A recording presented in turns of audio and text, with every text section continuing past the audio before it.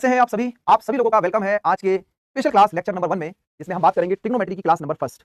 आप सभी लोगों का वेलकम और एक बहुत ही अच्छे दिन हमारी क्लास की शुरुआत हो रही है। यानी कि आप सभी लोगों को महाशिवरात्रि की बहुत-बहुत शुभकामनाएं। भोलेनाथ की कृपा आप पर भी बनी रहे, हम पर भी बनी रहे। आप भी स्वस्थ रहें, हम भी मस्त रहें, आप भी जबरदस्त रहें, हम भी तंदुरुस्त रहें। ठीक है? वेरी गुड आफ्टरनून आप सभी लोगों को गुड आफ्टरनून। तो मैं आप लोगों का वेलकम करता हूं। रविंदर सिंह मेरा नाम है। ठीक है? आप हमें रविंदर सर, रविंदर भैया कुछ भी बोल सकते हैं। तो कैसे हैं आप सभी और कैसी चल रही है आप लोगों की तैयारी?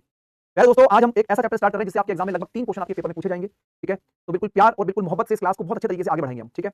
आप में से बहुत सारे स्टूडेंट्स ऐसे होते हैं जो पहली बार क्लास के अंदर ट्रिग्नोमेट्री पढ़ रहे होते हैं। कितने बच्चे ऐसे हैं जो पहली बार ट्रिग्नोमेट्री पढ़ेंगे? एक बार जल्दी से मुझे हाथ हैंड रेज करके बताइए या यस सर लिख के बताइए कि सर यस। कभी 9th क्लास और 10th क्लास में ट्रिग्नोमेट्री पढ़ी थी, आज काफी समय के बाद ट्रिग्नोमेट्री पढ़ने का अवसर मिल रहा है। ठीक है? तो मैं आप लोगों को बहुत ही बेसिक तरीके से ट्रिग्नोमेट्री के कांसेप्ट्स एक-एक करके समझाऊंगा। बढ़िया तरीके से क्लास को लेके चलना है, बढ़िया तरीके से पढ़ना है आप लोगों को। ठीक है? देखो, अगर आपको ट्रिग्नोमेट्री से डर लगता है तो घबराना नहीं है आप लोगों को। ठीक है? मैं आपको बिल्कुल बेसिक से पढ़ाऊंगा, बिल्कुल आराम-आराम से चीजें पढ़नी है और बिल्कुल तसल्ली से क्लास को पूरा देखना है। ठीक है? अब देखो, आप में से बहुत सारे बच्चे ऐसे भी होंगे जो बेसिकली जिनको ट्रिग्नोमेट्री बहुत पसंद होगा और कुछ ऐसे भी होंगे जिनको ट्रिग्नोमेट्री से चिढ़ होती होगी। तो आपको चिढ़ना नहीं है इससे, आपको इसको प्यार करना है, क्योंकि आपके पेपर में 3 क्वेश्चन ट्रिग्नोमेट्री के निकल के आएंगे। तो आइए बिल्कुल बेसिक तरीके से चीजों को ले चलते हैं और एक-एक करके आपको समझाते हैं कि क्या-क्या कहानी आपको मिलने वाली है। ठीक है जी? देखो, सबसे पहले बेसिक ऑफ ट्रिग्नोमेट्री क्या है? सर ट्रिग्नोमेट्री का बेसिक क्या-क्या होता है? किस-किस तरीके से आप ट्रिग्नोमेट्री को समझ सकते हैं और क्या कहानी इसमें चलती है? ठीक है? तो मैं आपको सबसे पहले ट्रिग्नोमेट्री का बेसिक बताता हूं कि बेसिक क्या होता है। ठीक है? चलो, अब एक काम करोगे आप लोग, थोड़ी देर के लिए आप अपने कॉपी पेन को नीचे रख दो और जो-जो चीजें मैं आपको बता रहा हूं उस चीज को देखते रहना। एक बच्चा कह रहा है मुझे ट्रिग्नोमेट्री को देख के गुस्सा आता है। कोई दिक्कत नहीं है भाई, एग्जामिनर तुम पे गुस्सा करेगा उससे अच्छा है कि तुमसे प्यार कर लो। ठीक है? आइए देखो, सबसे पहले अगर बात करें तो ट्रिग्नोमेट्री जो होता है समकोण त्रिभुज पर आधारित होता है ना? जो ट्रिग्नोमेट्री आता है वो एक समकोण त्रिभुज पर आधारित होता है ना? समकोण त्रिभुज में क्या होता है? तो समकोण त्रिभुज में एक एंगल आपके पास 90 डिग्री का होता है ना? समकोण त्रिभुज में एक एंगल आपके पास 90 डिग्री का है। समकोण त्रिभुज में एक एंगल आपके पास 90 डिग्री का है। ठीक है? तो बाकी के जो 2 एंगल बचेंगे उनका सम भी कितना होगा? 90 डिग्री बनेगा। पहली बात ये समझ में आ रही है?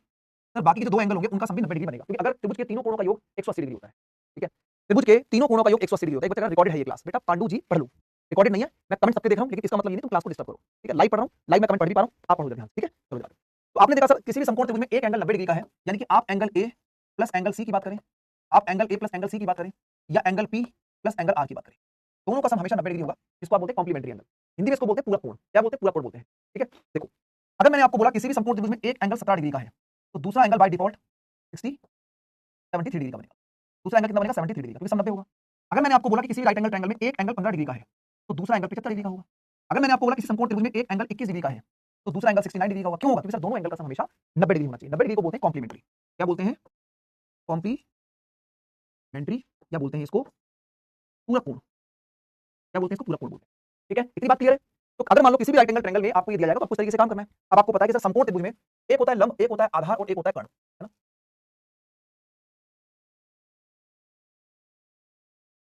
ठीक है भाई? अब ये ट्रिग्नोमेट्री के रेशो होते हैं, है ना? ये ट्रिग्नोमेट्री के रेशो होते हैं।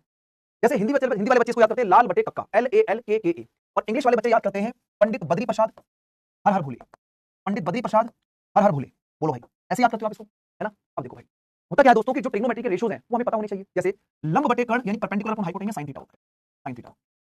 तो कर्ण बटे में लंब यानी कि हाइपोटेन्यूज अपॉन में परपेंडिकुलर, sin का उल्टा cosec थीटा। तो ये क्या होता है? cosec थीटा होता है। ये होता है आपके पास cos थीटा, cos थीटा, और cos का उल्टा sec थीटा।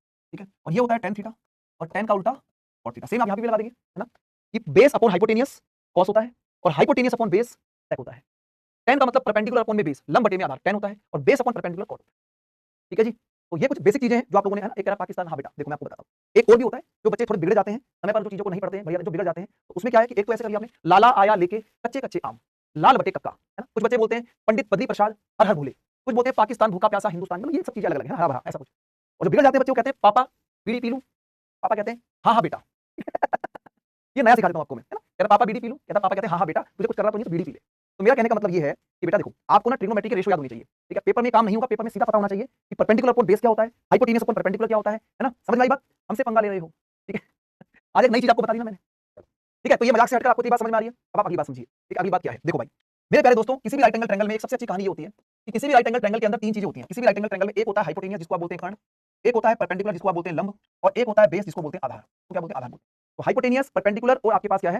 हाइपोटेन्यूज, परपेंडिकुलर और बेस, जिसको बोलते हैं कर्ण, लंब और आधार बोलते हैं। ठीक है? होता यह है कि जब आपको किसी भी राइट एंगल ट्रायंगल में बोलूं, जैसे कोई समकोण त्रिभुज है, तो समकोण त्रिभुज में 90 डिग्री के सामने हमेशा हाइपोटेन्यूज होती है, सबसे बड़ी साइड आपकी कर्ण होती है। ये तो फिक्स है और ये तो कर्ण आपका पास फिक्स है। ठीक है? अब आपको पता है कि सबसे इंपॉर्टेंट बात क्या होती है किसी भी समकोण त्रिभुज के अंदर?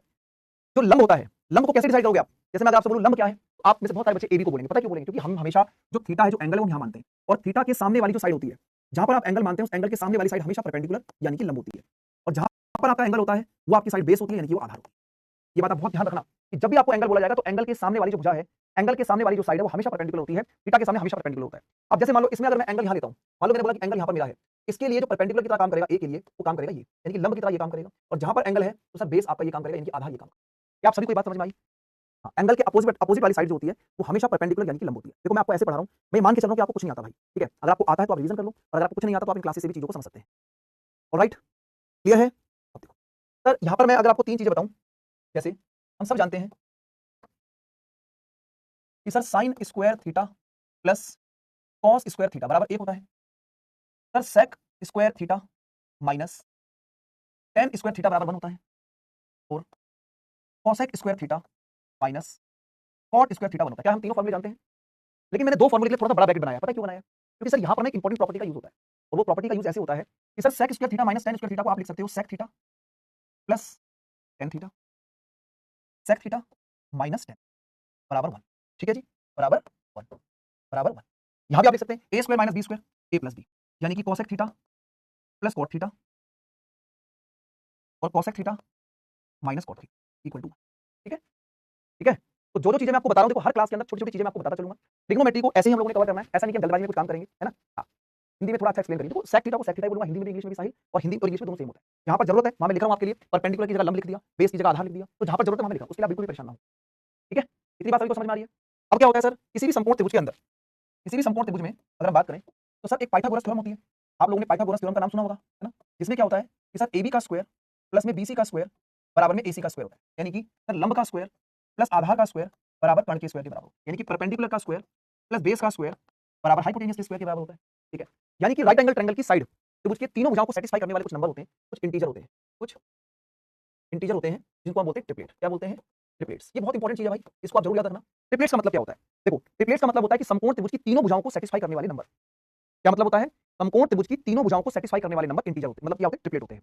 और इस ट्रिपलेट का यूज आपका ज्योमेट्री में भी होगा, इस ट्रिपलेट का यूज आपका जो है ट्रिग्नोमेट्री में पूरा होगा, इस ट्रिपलेट का यूज आपका मेंसुरेशन में भी होगा, हर एक उस जगह होगा जहां पर राइट एंगल ट्रायंगल बनता है। रीजनिंग के अंदर भी ट्रिपलेट का यूज देखने को मिलता है।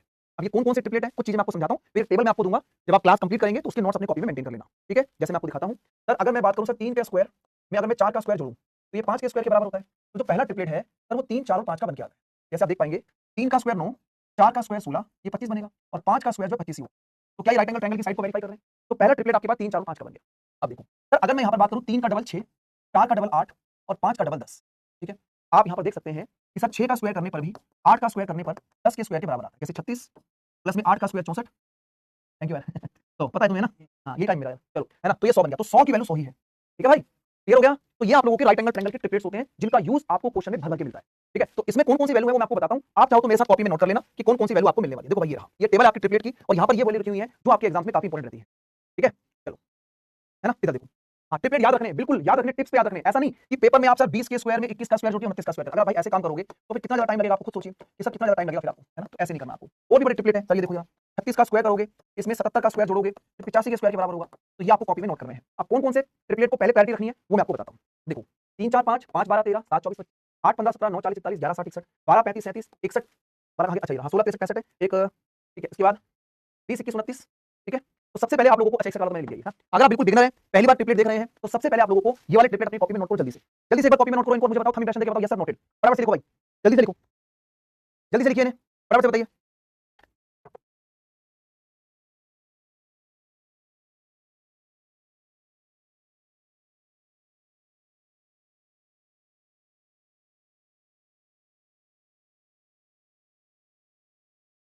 ठीक है, अब देखो, देखो जितनी भी चीजें मैंने आपको बताई हैं वो मैंने यहाँ पर आपको एक पीपीटी के फॉर्म में मैंने अरेंज किए हुए हैं। जो चीजें मैंने आपको बताई हैं कि सर हाइपोटेनियस का स्क्वायर परपेंडिकुलर का स्क्वायर प्लस बेस के स्क्वायर के बराबर होता है, तो ये पीपीटी में आपको मिल जाएगा। उसके बाद यहाँ पर मैंने कुछ ट्रिपलेट आपको बताया, लेकिन इस ट्रिपलेट के साथ साथ यहाँ पर मैंने लिखा है A square minus B square 2ab और A square plus B square, इसको लिखो भाई, इसको भी नोट करो। वेरिएबल की फॉर्म में ये भी आपके ट्रिपलेट होते हैं, वेरिएबल की फॉर्म में ये भी आपके पास ट्रिपलेट होते हैं, A square minus B square 2ab और A square plus B square, इसको भी कॉपी में लिखिए। ठीक है, A square minus B square 2ab और A square plus B square, ये भी ट्रिपलेट होते हैं आपके। ठीक है, तो ये पाइथागोरस ट्रिपलेट मैंने आपको बता दिए हैं, इसको भी कॉपी में लिख लो फटाफट से एक बार आप लोग। ठीक है, ये ट्रिपलेट मैंने आपको बताई दी है। ठीक है, उसके बाद यहाँ पर आप देखेंगे साइन का मतलब perpendicular upon hypotenuse, Hindi medium वाले देखना लंब बटे में कर्ण दिखाई देगा। कॉस का मतलब बेस अपॉन हाइपोटेनियस आधार बटे कर्ण, तो ये सारे ट्रिग्नोमेट्रिक फंक्शन मैंने आपके पास रखे। ठीक है, ये इसलिए लिखे हुए हैं ताकि जब आप इसके नोट्स बनाएं तो आपको कोई भी दिक्कत ना हो। ठीक है ना, ये हो गया। आगे देखो, इसके बाद सर आपको एक बात तो समझनी है, हम सबको पता है कि सर यहाँ पर दो चीजें जो होती हैं, एक होता है टेन थीटा, तो टेन थीटा जो होता है वो साइन थीटा बटे में कॉस थीटा होता है, और जो कॉट थीटा होता है वो कॉस थीटा बटे में साइन थीटा होता है। तो दो चीजें हम लोगों को ऑलरेडी पता होती है, ठीक है ना? क्लियर है? ओके, चलिए अब देखो भाई ट्रिग्नोमेट्री को एक्चुअली में करने का जो तरीका है ना, वो मैं आपको बताऊं, जो मैं आपको बताऊं, जितने भी क्वेश्चन मैं आपको कराऊंगा, सबसे पहले बात समझना कि ट्रिग्नोमेट्री को मैं आपको तीन तरीके से पढ़ाऊंगा। देखो ट्रिग्नोमेट्री जो है ना, मैं आपको कैसे पढ़ाने वाला हूं, ध्यान से समझना। देखो जो आपका ट्रिगोनोमेट्री है उसको मैं आपको तीन पार्ट में कराऊंगा। पहला पार्ट कराऊंगा ट्रायंगल पे, ट्रायंगल यानी कि समकोण त्रिभुज के ऊपर। दूसरा पार्ट जो मैं आपको कराऊंगा, दूसरा पार्ट जो मैं आपको कराऊंगा एंगल पर, एंगल पर। और जो तीसरा पार्ट मैं आपको कराऊंगा वो कराऊंगा ट्रिग्नोमेट्री की मैक्सिमम एंड मिनिमम वैल्यू पे, ठीक है? तो अभी हम लोग जो स्टार्ट करेंगे उसमें जितने भी क्वेश्चन मैं आपको कराऊंगा वो सारे मैं राइट एंगल ट्रायंगल के ऊपर काम कराऊंगा। एक भी क्वेश्चन ऐसा नहीं कराऊंगा जिसमें आप लोगों को मैं यहाँ पर जो है जिसमें थीटा का यूज करूंगा, ठीक है ना? अब देखो कोई देखो बच्चे कैसे छेड़ रहे हैं, कैसे आप ना आज 1/cos c लग रहे हैं, वाह बेटे बहुत बढ़िया, 1/cos c लग रहे हैं, है ना? cos को ऊपर जाओगे sec हो जाएगा। और ये एंगल का नाम देखो क्या रखा है बालक, बेटा वो तो तुम्हारी किस्मत ठीक है कि तुम ऑनलाइन पढ़ रहे हो, नहीं तो मैं तुम्हें ना यहाँ पर ना tan थीटा बना के और अंडर रूट में डाल के उसको इन्फिनिटी बना देता तुम्हें। आइए बात समझ में, पढ़ लो बेटा जो पढ़ा रहा हूँ, आई बात समझ में, तुम्हारा tan थीटा बना के और उसको अंडर रूट में डाल के इन्फिनिटी बना देता मैं तुम्हें। किस्मत वाले हो तुम, अभी समझ लो, ठीक है भाई, क्लियर हो गया? तो यहाँ पर मैं आपको राइट एंगल ट्रायंगल के ऊपर काम कराऊंगा सबसे पहले, उसके बाद फिर मैं आपको एंगल के ऊपर काम कराऊंगा, फिर मैं आपको मैक्सिमम मिनिमम पे काम कराऊंगा। ओके चलो तो क्वेश्चन को शुरू करते हैं। थोड़ा सा मैंने इसके कमेंट को इसलिए पिक कर दिया, बहुत देर से हैवी चीजें चल रही थी, है ना? बहुत देर से हैवी चीजें चल रही थी तो थोड़ा सा माइंड को फ्रेश कर दिया, और ऐसे बालक क्लास के अंदर चाहिए होते हैं, है ना? थोड़ा बहुत जो है भाई, चलो तो दिल पे मत लेना भाई, आपकी वजह से सारी क्लास का माहौल एकदम बन चुका है, वाह भाई वाह। चलो अब हम पढ़ते हैं और क्वेश्चन नंबर फर्स्ट आपके सामने रखता हूं। क्वेश्चन नंबर फर्स्ट को एक बार पढ़ो, फिर टेक्निक बताऊंगा क्या टेक्निक से क्वेश्चन सॉल्व करना है। चलो भाई शाबाश करिए।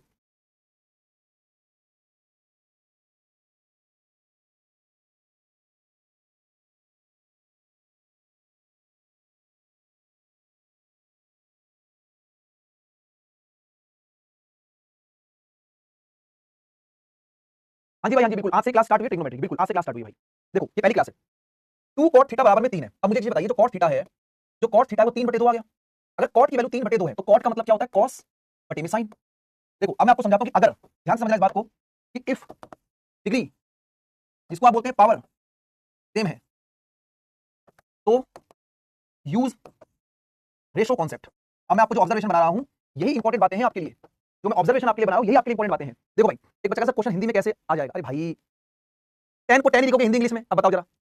तो अगर मान लो आपको दिख रहा है कि सर यहाँ cos की वैल्यू 1 है, sin की वैल्यू 1 है, यहाँ भी cos की वैल्यू 1 है और sin की वैल्यू 1 है, सभी की पावर यानी कि डिग्री सेम है, तो आप क्या करेंगे, आप रेशो यूज करेंगे। सर cos की जगह 3 रेशो और sin की जगह 2 रेशो। सर cos की जगह 3 रेशो, तो cos की जगह 3 रेशो, sin की जगह 2 रेशो, cos की जगह 3 रेशो, sin की जगह 2 रेशो, 3 गुणा में 2 6 माइनस 2, ठीक है? 3 गुणा में 2 6 प्लस 2। अब मैं आपको जादू दिखाऊंगा ट्रिग्नोमेट्री का। तो सर 8/1/8 का मतलब 4/8 का मतलब 1 बटा। क्या आप सभी को बात समझ में आई? फॉर्मूले का इस्तेमाल कम करेंगे, ऑब्जर्वेशन ज्यादा इस्तेमाल करेंगे। सर पढ़ाई के साथ थोड़ा मजाक होना चाहिए, हाँ बिल्कुल होना चाहिए, लेकिन एक्सेसिव नहीं होना, बहुत एक्सेस में नहीं होना चाहिए। ऐसा ना हो कि सारी क्लास मजाक में निकल जाए, ठीक है? चलो देखो यार मैं तो पढ़ाता ऐसे ही, मतलब मैं ऑफलाइन भी पढ़ाता था तो बीच बीच में थोड़ी बहुत चुटकुले, थोड़ी बहुत शायरी, ये सब चीजें मैं करता रहता था, लेकिन इस बार तो शायरी करने की जरूरत ही नहीं है। जब से ऑनलाइन पढ़ाने लगा हूं तब से क्लास के अंदर ही बच्चे जो है ना अपनी तरफ से ऐसे कमेंट कर देते हैं कि उसी पर हंसी आ जाती है। चलो आगे बढ़े। और ये मैंने जो मैंने आपको बताया था ना, ये जो मैंने आपको बताया था पापा बीड़ी पी लूं, हाँ हाँ बेटा, तो भैया हमने तो अपने स्कूल टाइम पर हमें टीचर ने ये बताया था कि पंडित बद्री प्रसाद हर हर बोले, लेकिन तो पापा बीड़ी पी लूं हाँ हाँ बेटा ये हमने ऑफलाइन क्लास में बच्चों से सीखा है। एक बच्चे ने मुझे क्लास में बोला था कि सर हमारे टीचर ने हमें ये बताया, उस दिन से मुझे ये भी याद हो गया, तो मैं आपको भी बता दे रहा हूं। चलो आगे बढ़े, सभी को बात क्लियर है? चलो तो यहाँ पर रेशो का यूज कब करना है, अगर जब डिग्री और पावर आपकी सेम होगी तब आप रेशो कंसेप्ट का यूज करेंगे। अगले क्वेश्चन के अंदर आंसर बताइए तेजी से, फटाफट से बताओ क्या आंसर बनेगा, उड़ाइए।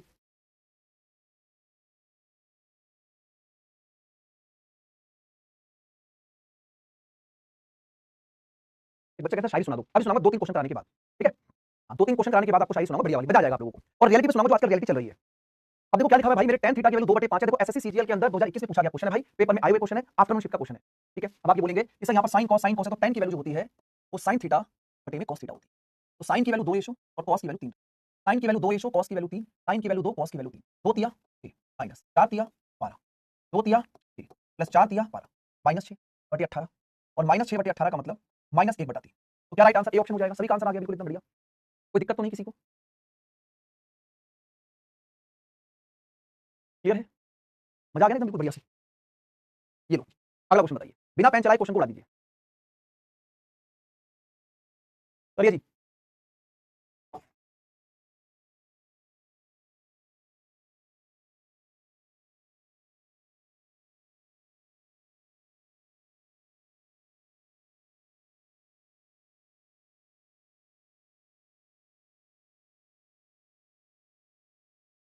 देखो सर जो tan है वो a/b होता है, तो tan का मतलब क्या होता है, sin upon cos, sin upon cos, तो sin की वैल्यू a और cos की वैल्यू b, sin की वैल्यू a cos की वैल्यू b, sin की वैल्यू a cos की वैल्यू b। भाई बिना पेन चलाए क्वेश्चन का आंसर आपके सामने, विदाउट यूजिंग पेन आप क्वेश्चन को सॉल्व कर सकते हो। सर आंसर बन गया ऊपर a into a a square, b into b b square, नीचे a into a a square minus b into b b square, कर लोगे? चलो आगे करते हैं अगला क्वेश्चन। अगला क्वेश्चन दिखाते हैं आप लोगों को, बहुत प्यारा क्वेश्चन है, दिमाग लगाएंगे। यहाँ पर देखिए tan थीटा की वैल्यू 1/√11 है और cosec square theta minus sec square theta और cosec square theta plus sec square theta. बताइए क्या आंसर बनेगा? करिए। ये भी कह रहे हैं sir please speak in English. हाँ इंग्लिश में बोला मैंने, tan theta equal to 1/11 cosec square theta minus sec square theta and cosec square theta plus sec square. करो। अभी तुम देखते जाओ, ट्रिग्नोमेट्री आपको पता भी नहीं लगेगा कि सारे के सारे टाइप आप कवर कर लोगे, बस जैसे जैसे बता रहा हूं वैसे वैसे करते चलो। अब आप मेरी बात को ध्यान से समझना। दुनिया जानती है कि जो tan थीटा होता है, दुनिया जानती है कि tan थीटा जो होता है वो sin थीटा बटे में cos थीटा होता है, सब जानते हैं। लेकिन सर यहाँ पर हमें देख रहे हैं कि cosec स्क्वायर और sec स्क्वायर, cosec स्क्वायर और sec स्क्वायर। अब मेरी बात समझो कि अगर मैं इस sin थीटा को नीचे लिखता हूं, अगर मैं sin को नीचे लिखता हूं तो sin का उल्टा क्या बनेगा? cosec। तो क्या मैं इसको cosec लिख सकता हूं? cosec। और अगर मैं cos को ऊपर लिखता हूं, cos को अगर मैं ऊपर ले जाऊं तो क्या ये sec थीटा बनेगा? यानी कि दोस्तों अगली बात से ध्यान रखना कि sin का उल्टा cosec और cos का उल्टा sec, यानी कि tan थीटा की वैल्यू sin अपॉन में cos तो होती है, sec अपॉन cosec भी होती है। ठीक है, sec अपॉन cosec भी होती है, तो ये √1/11 है, ये √1/11। और इस क्वेश्चन पे एक शायरी सुनाऊंगा आपको बढ़िया वाली, क्योंकि धोखा है यहाँ पर, और आजकल सोशल मीडिया पे बहुत धोखा होता है। आपको पता है ना सोशल मीडिया पे कितना धोखा होता है। अब आपको रिलेट करके पहले क्वेश्चन का आंसर निकालो, नहीं तो ध्यान तुम्हारा भटक जाएगा। तो आपने बोला कि सर sec थीटा की वैल्यू 1 रेशो और cosec थीटा की वैल्यू √11, तो सर √11 का स्क्वायर 11 माइनस 1 का स्क्वायर 1, √11 का स्क्वायर 11 1 का स्क्वायर 1, तो 11 में से 1 जाएगा 10 और 11 प्लस 1 कितना बनेगा? 12। तो सर 2 से काटोगे 5/6 हो जाएगा। सर 2 से काटोगे 5/6 हो जाएगा, सी ऑप्शन। सी ऑप्शन इस क्वेश्चन का राइट आंसर है। एक बार सभी स्टूडेंट बताइए, समझ में आ गया है ना? अब देखो भाई, जैसे एग्जामिनर ने आपको सीधा सीधा वैल्यू ना दिखा के घुमा के चीजें दिखाई हैं, ऐसा ही सोशल मीडिया पे आजकल चलता है कि जैसे आप लोगों ने देखा होगा कि कोई कोई किसी लड़के ने या किसी लड़की ने सोशल मीडिया पे बहुत अच्छी सी डीपी लगा के बहुत अच्छी सी फोटो लगा रखी है, लेकिन जब रियलिटी में वो सामने आते हैं तो ऐसा लगता है अबे भाई तू ही है क्या ये? बोलो ऐसा होता है कि नहीं होता? है ना? एकदम बिल्कुल बहरूपिया, पूरा फिल्टर एकदम बिल्कुल चमक धमक, ऐसा लगता है कि बस पूरी धरती पे सबसे सुंदर और सबसे स्मार्ट यही लड़का और यही लड़की है। ऐसा होता है कि नहीं होता? धोखा होता है कि नहीं होता? है ना? तो एग्जामिनर ने इस क्वेश्चन में भी धोखा कर रखा है। इसने tan थीटा को कन्वर्ट कर रखा है cosec और sec में, इसने tan थीटा को cosec और sec में कन्वर्ट कर रखा है। तो मेरी बात को बड़े ध्यान से गौर फरमाइएगा और बोलो वाह वाह सर। ठीक है, तो मेरी बात सुनिए ध्यान से। वो डीपी दिखाकर तुम्हें गुमराह करेंगे, वो डीपी दिखाकर तुम्हें गुमराह करेंगे, है ना? डीपी दिखाकर तुम्हें गुमराह कर देंगे, लेकिन मेरे भाई और मेरी प्यारी छोटी बहनों, आप अपने आधार कार्ड की फोटो पे टिके रहना। ठीक है? गहराई समझिए, लाइनों की गहराई समझिए। वो डीपी दिखाकर तुम्हें गुमराह करेंगे, लेकिन आप अपने आधार कार्ड की फोटो पे टिके रहना। कल को अगर मान लो, कभी भी अगर मान लो कल को तुम्हारी जॉब लग जाए, ठीक है, अगर तुम्हारी कल को जॉब लग जाए और जॉब के बाद तुम्हारे पास रिश्ता आए, तो जब वो फोटो भेजे ना अपनी, जैसे मान लो कि कोई फोटो अपनी भेजे, तो आप अपनी फोटो ना उसको बोलना आधार कार्ड वाली फोटो भेज, ये फिल्टर वाली फोटो मुझे नहीं चाहिए, क्योंकि असली फोटो, असली स्मार्टनेस जो है, असली जो प्यारी सी फोटो आती है वो आधार कार्ड पे आती है। ठीक है, तो आधार कार्ड वाली फोटो पे टिके रहना आप लोग। ठीक है, मजा आ गया? चलो, हाँ, तो ये लड़कों पे भी एप्लीकेबल है और लड़कियों पे भी एप्लीकेबल है। ठीक है, तो आप बोलना आधार कार्ड वाली फोटो भेजो, क्योंकि आधार कार्ड वाली फोटो में जो आंखें होती हैं वो 45 डिग्री से लेकर 68 डिग्री पे घूमी होती हैं। ठीक है ना? 45 डिग्री से 68 डिग्री पे घूमी होती है एंगल, किसी किसी को 360 डिग्री घूम जाती है पूरी की पूरी, वहां असली चेहरा नजर आता है। आओ अब आगे बढ़ते हैं भाई, पढ़ाई की तरफ चलते हैं, अगला क्वेश्चन आपको समझाते हैं, उड़ाइए। चलो, अब तुम्हारे सामने रियलिटी वाला क्वेश्चन है, अब तुम्हें एग्जामिनर बहरूपिया तरीके से नहीं फंसा सकता। चलो भाई, चलो भाई, शाबाश।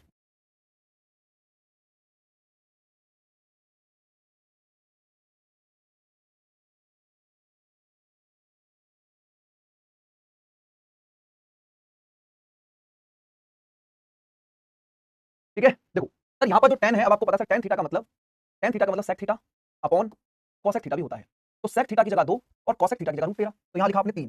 भाई √13 का स्क्वायर 13 हो जाएगा, प्लस में 2, तो यहाँ पर 2 का स्क्वायर कितना हो जाएगा? 4 हो जाएगा, क्योंकि यहाँ पर 2 का स्क्वायर 4 बनेगा, नीचे सेम 5 गुणा में √13 का स्क्वायर 13 माइनस में 4, और sec मतलब 2 का स्क्वायर 4 हो जाएगा। और आपने बोला 13 या 39, 39 प्लस में 8, 13 पंजे 65 और 4 चौक 16। ठीक है, तो आप यहाँ पर बोलेंगे सर 39 और 8 कितना हो जाएगा? 47, 47 हो जाएगा, और 65 में से इसको माइनस करेंगे, कितना बनेगा? 49। ठीक है, 9 6 15, तो correct answer option number B है। एक बच्चा कह रहा है हमारा आधार कार्ड अपडेट हो गया है, बहुत बढ़िया बेटा, बहुत बढ़िया। तुम ही हो जो सोशल मीडिया पे लोगों को बौखला रहे हो। पढ़ लो चुपचाप, मजाक की बात अलग है, पढ़ाई पे ध्यान दो। इतना मजाक थोड़ा ना होगा कि पूरी क्लास मजाक में चलती रहे, पढ़ लो आराम से। ठीक है, आई होप आपको मेरी बात समझ में आ गई होगी, मैं आपको क्या बता रहा हूँ, ये हो गया। आगे बढ़ते हैं अगले क्वेश्चन की तरफ। ये बताइएगा दोस्तों, 2019 में पूछा गया क्वेश्चन है, पैटर्न किसी भी तरीके से काम करो, क्वेश्चन को समझो। देखिए सर cosec थीटा की वैल्यू 13/12 है, आपको इस पूरे फंक्शन की वैल्यू निकालनी है, बताइए क्या आंसर बनेगा? करो,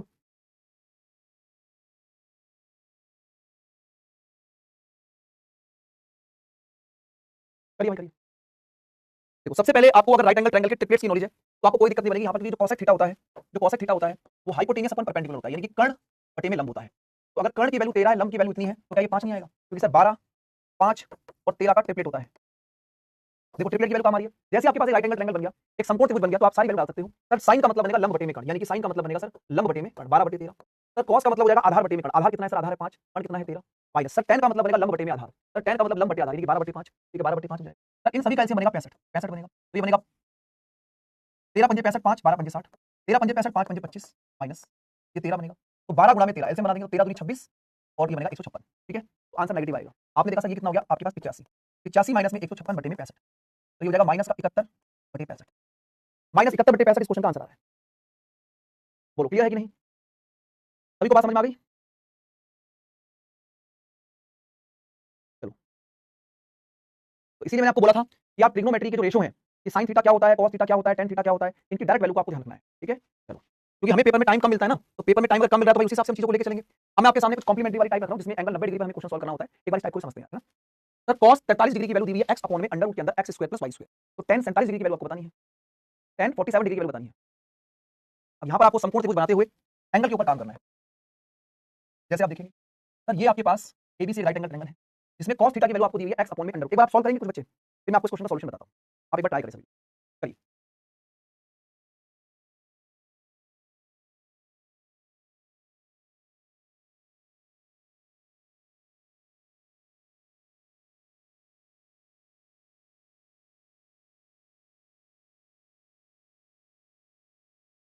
देखो काफी बच्चों ने इस क्वेश्चन के आंसर को लगाने की कोशिश की है। सबसे पहले मुझे बताओ कि cos का मतलब होता है आधार बटे में कर्ण, यानी कि बेस अपॉन हाइपोटेनियस। भाई बेस आपके पास x है और हाइपोटेनियस आपके पास x square plus y square, क्योंकि जो भी गिवन एंगल होता है उसको हम यही मानते हैं। हमारी आदत होती है, हमारी हैबिट होती है, इसका जो नीचे लेटी हुई लाइन है उसको हम आधार मान ले, जिससे कि चीजें हमें आसान लगेंगी, है ना। तो ये जो cos है यानी कि 43 डिग्री जो दिया हुआ है वो बेस यानी कि आधार अपॉन हाइपोटेनियस यानी कि कर्ण है। अब आप थोड़ा दिमाग लगाइए कि सर हमें पता है कि राइट एंगल ट्रायंगल में एक एंगल 90 डिग्री का है, ये 43 डिग्री है। अगर ये 43 डिग्री एंगल है तो इसको 90 बनाने के लिए 47 होना चाहिए। इसीलिए तो मैंने बोला कि कॉम्प्लीमेंट्री का टाइप है, इसीलिए तो मैंने बोला कॉम्प्लीमेंट्री का टाइप है। तो tan 47 डिग्री की वैल्यू जो होगी ना, अब आप मेरी बात को सबसे पहले देखो कि सर अगर ये x है और ये x square plus y square है, यानी कि ये वैल्यू y होनी चाहिए। भाई इन दोनों का स्क्वायर ही इसके बराबर होता है। तो ये मुझे पता लगा कि सर ये अगर ये x है तो ये हमारे पास y होगा। अब tan जो है होता है परपेंडिकुलर, यानी कि tan की वैल्यू जो बनेगी वो बनेगी परपेंडिकुलर लंब और बेस हो जाएगा ab।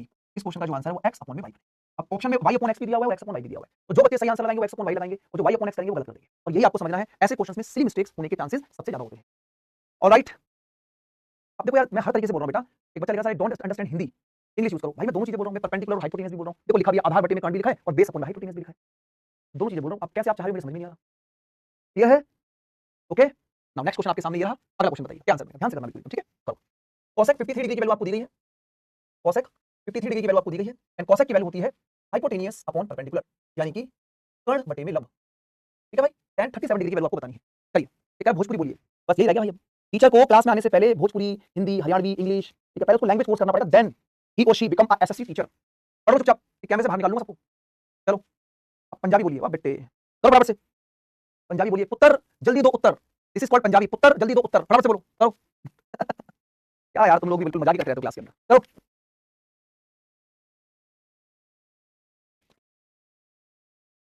देखिए, सर cosec का मतलब होता है हाइपोटेनियस, तो हाइपोटेनियस ए है और परपेंडिकुलर कितना है बी है। तो अगर आप इसके स्क्वायर में से देखो, सबसे पहले समझो कि सर जो कोण दिया गया, जो एंगल दिया गया था 53 डिग्री यहां दिया गया, ठीक है। अगर 53 डिग्री यहां पर है तो 37 डिग्री यहां होगा। अब आप देखिए कि सर ये लिखा हुआ है ए स्क्वायर, यानी कि अगर आप अंडर रूट के अंदर, ध्यान समझना, अगर आप अंडर रूट में इसके स्क्वायर में से इसका स्क्वायर माइनस करेंगे तो ए स्क्वायर माइनस में बी स्क्वायर हो जाएगा, तो ए स्क्वायर माइनस में बी स्क्वायर हो जाएगा। इतनी बात समझ में आ गई। अब हमें निकालना है tan 37 डिग्री की वैल्यू। सर tan 37 डिग्री के लिए थीटा के सामने परपेंडिकुलर ये हो जाएगा बीसी और ये हो जाएगा एबी, यानी कि आपके क्वेश्चन का आंसर होगा अंडर रूट में A square minus B square divide by B. A square minus B square divide by B. Option में प्रिंटिंग मिस्टेक है बाबू, ऑप्शन में प्रिंटिंग मिस्टेक है बाबूजी, ठीक है, क्योंकि tan की वैल्यू निकालनी है तो यहाँ पर मामला गलत दिया हुआ है। एक्चुअली में जो क्वेश्चन है इसमें प्रिंटिंग मिस्टेक ये होगी कि यहाँ पर जो लिखा हुआ है, जो लिखा हुआ है वो ये होना चाहिए। सर अबे भाई हट जा, कब हटेगा, कहाँ गया ये ब्लैक, ये हटेगा, ये हटेगा, ये ऊपर नहीं होगा। इस क्वेश्चन का जो ऑप्शन है वो कुछ इस तरीके से बनना चाहिए, A square minus B square divide by B, ये होना चाहिए। ये प्रिंटिंग मिस्टेक है जी क्वेश्चन के अंदर, है ना। ऑप्शन के अंदर कोई प्रिंटिंग मिस्टेक हो गई है जिस वजह से आंसर मैच नहीं कर रहा होगा, लेकिन जिन बच्चों ने ईमानदारी से क्वेश्चन सॉल्व किया होगा उसमें आपको दिखा होगा A square minus B square divide by B, तो मैंने ऑप्शन बना दिया है, B is the right answer. ठीक है, बाकी कुछ हमारी क्लास के अंदर तेजस्वी लोग हैं जो गलत ऑप्शंस को भी पिक कर पा रहे हैं। बेटा तुक्का नहीं मारना है, अगर कोई प्रिंटिंग मिस्टेक होगी उसको सुधार देंगे, उसके लिए बिल्कुल भी आप समस्या ना लें। क्लियर है? आगे बढ़ते हैं, एक और क्वेश्चन कराता हूं आप लोगों को इस तरीके का, ध्यान से करिएगा भाई, ठीक है। बहुत प्यारा क्वेश्चन है, इस बार थोड़ा सा दिमाग लगाना है और यहाँ पर साइन 17 डिग्री के हिसाब से क्वेश्चन सॉल्व करना है। करो करो शाबाश। एक समकोण त्रिभुज एबीसी में 17 डिग्री की वैल्यू आपको दी गई है और आपको निकालना है सेक 17 डिग्री माइनस साइन 73 डिग्री। करो, ध्यान से करिएगा, करो भाई, करो करो, फटाफट से बताओ क्या आंसर बनेगा इसका, जल्दी से बताइएगा। बताओ बताओ, मैं ये बैठा हूँ। तुम्हें लगे ना कि टीचर कहीं चला गया, थोड़ा सा इधर बैठ जाते हैं। बताओ भाई, थोड़ा टाइम आपको तो देंगे, इतनी देर से खड़े खड़े सुबह से क्लास पढ़ा रहा हूँ। बताओ बताओ। अरे पांडे जी, हाँ भाई, हाँ पहली क्लास है ट्रिग्नोमेट्री की, यार तुम तो पूरी क्लास में जाने खा गए। बताओ पांडे जी, पढ़ लो यार।